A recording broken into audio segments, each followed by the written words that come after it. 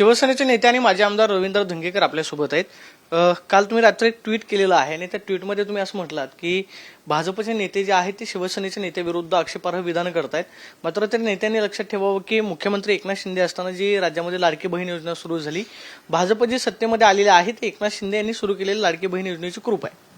नाही, आपण बघितलं असेल तर मागच्या विधानसभेच्या वेळेला ज्यावेळेला माननीय एकनाथ शिंदे साहेबांनी लाडकी बहीण योजना ही अंमलात आणली आणि एवढं मोठं धाडस केलं की प्रचंड तिजोरीवर ही रक्कम पडणार आहे, अर्थव्यवस्था खिळखिळी होणार आहे, तरी एवढं मोठं धाडस करून सर्वसामान्य भगिनींना लाडकी बहीण योजना चालू केली आणि त्या लाडक्या बहीण योजनेमध्ये अनेक आमदार निवडून आले.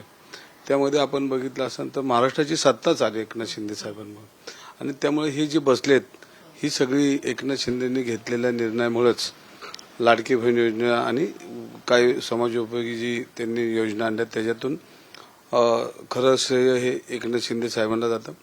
मधल्या काळामध्ये भारतीय जनता पार्टीचे काही मान्यवर चुकीच्या पद्धतीनं आपले चर्चा करतात आणि कुरघोडीचं राजकारण आपण माननीय विजय चौधरी असतील, अमरीश पटेल असतील, अनेक भाजपचे लीडर आपसामध्ये दोस्तांना संपवण्याचं काम करताना आपल्याला दिसतात.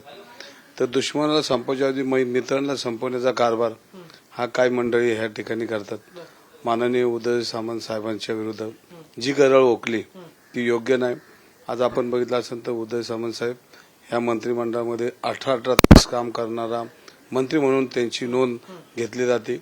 अनेक सरकारच्या बाजूने, समाजाच्या बाजूने आणि महाराष्ट्राच्या हिताचे निर्णय आपण त्यांच्या मंत्रिमंडळात त्यांनी त्यांच्या बाजूने, समाजाच्या बाजूने आणि महाराष्ट्राच्या बाजूने घेतलेले आपण पाहिलेत.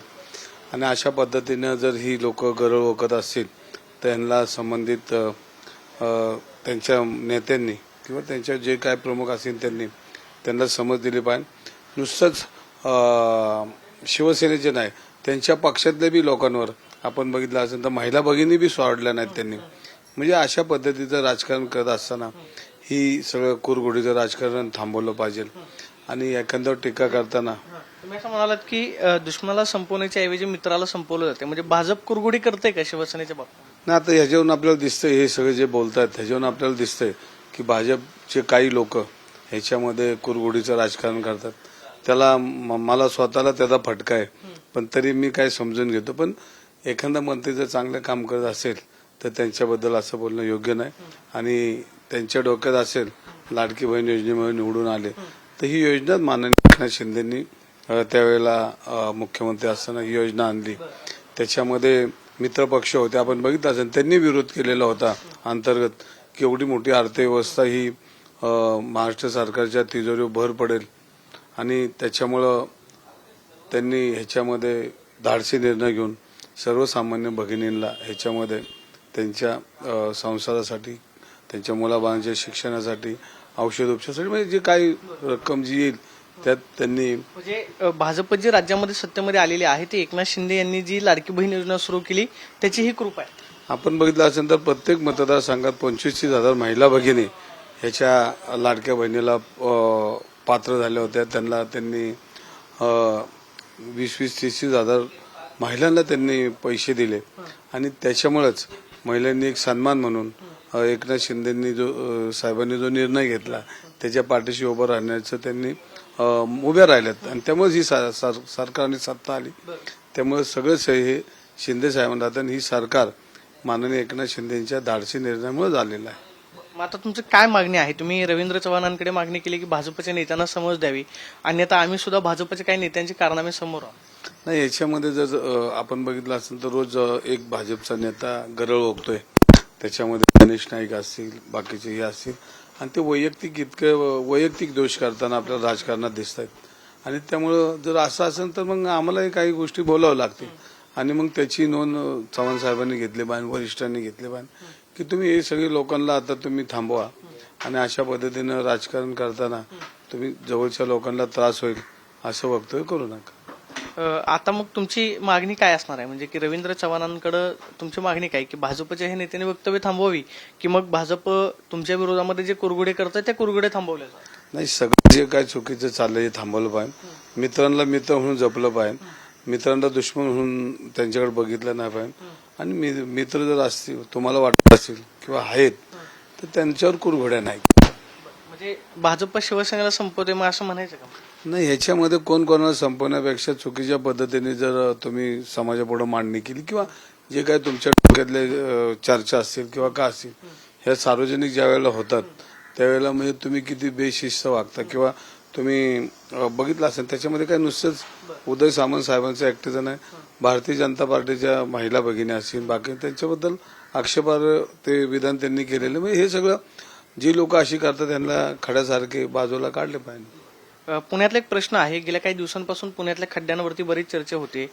पुण्यामध्ये वाहतूक कोंडी मोठ्या प्रमाणावरती आहे. पुण्याच्या महापौरांनी पोलिसांवरती नाराजी व्यक्त केली की वाहतूक कोंडी असताना रस्त्यावरती पोलीस दिसत नाहीत. पुणे शहराची ही जी स्थिती निर्माण झालेली आहे याला जबाबदार कोण आहे असं वाटतं? अनेक ठिकाणी रस्त्यावरती खड्डे पाहायला मिळतात, पावसाळ्यामध्ये ड्रेनेज तुंबलं जातं, रस्त्यावरती थेट पाणी आहे.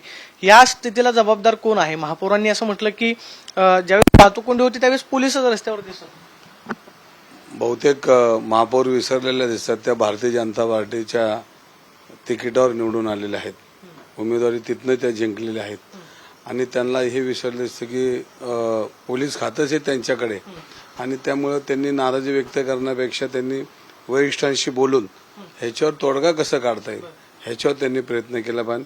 आणि रस्त्यावरचे खड्डे तर ते सगळं महानगरपालिका टेंडरमध्ये अडकले. आपण बघितलं असेल कुठल्या तरी वाहिनीवर 15%, 20%, पालकमंत्र्यांचे ठेकेदार, नगरसेवकांचा ठेकेदार, आमदारांचा ठेकेदार, आणि नवीनच पद्धत आली वरचा ठेकेदार. त्यामुळे हे सगळे ठेकेदार पुण्याचं नुकसान झालेलं आहे. आपण कचऱ्यापासून तर रस्त्यापासून ट्रॉफिक पर्यंत आणि या सगळ्या पायाभूत सुविधा असतील, हे सगळं आपण जर बघितलं तर याची जबाबदारी त्यांचीच आहे. ते नाराजी व्यक्त करतात का त्यांचं प्रशासन ऐकत नाही का, ते स्वतः निर्णय घ्यायची क्षमता त्यांच्याकडे नाहीये का, ह्या सगळ्या गोष्टीचा विचार त्यांनी केला पाहिजे. ते तपसून घेतलं पाहिजे. आणि त्यांच्याकडे सगळंच यंत्रणा हातात असताना तुम्ही पोलिसांवर नाराजी व्यक्त करताना मग पोलीस कार्यक्षमता आहे का त्यांची, त्यासाठी मग त्यांच्या वरिष्ठांशी त्यांनी बोललं पाहिजे.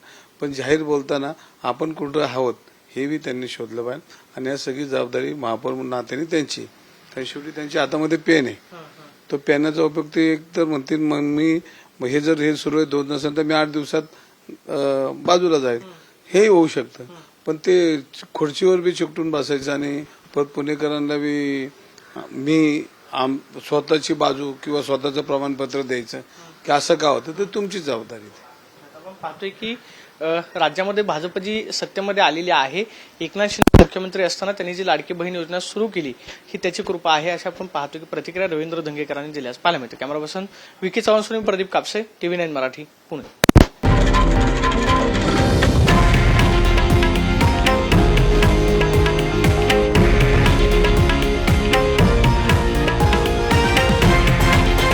हे आहे देशातील नंबर 1 न्यूज नेटवर्क आणि आपण पाहत आहात TV9 मराठी, एकमेव.